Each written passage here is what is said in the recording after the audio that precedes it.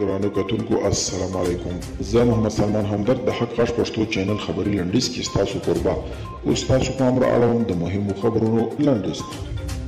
سترې محکمې ویاند احمد فهیم قویم وایي چې د روغتیا د پخواني وزیر جواد عثماني د کورنۍ دوه غړي احمد شکران عثماني او د فریدون سلطاني د درنو جرمونو پر وړاندې د مبارزې عدلیه او قضایي مرکز لومړنۍ محکمې لخوا په لسو کلونو بند او د پیسو د ټاکلي اندازې په ورکړه محکوم شول. د میانمار حقوقي ډلې وایي دغه هیواد کې د نظامي کودتا له پیله راهیسې د امنیتي ځواکونو په بریدونو کې لږ تر لږه 800 کسان وژل شوي دي.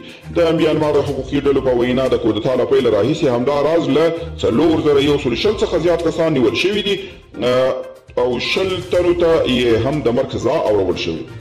امریکا وایي طالبان د خپل پایښت لپاره یوازې یوه لاره لري او هغه هم سوله ده. زلمی خلیلزاد د امریکا کانګرس ته په خپلو خبرو کې ویلي دي دا ګنګوسې بې ځایه دي چې ګواکې د امریکایي ځواکونو تر وتلو وروسته به افغان فوز له ماتې سره مخامخ شي او د اسرائیلو او حماس جګړه د امریکا د عربي هیوادونو له مشرانو سره خبرې کړي دي او ټینګار یې کړی دی چې دا جګړه نوره ودرېږي او د خبرو له لارې هواره شي.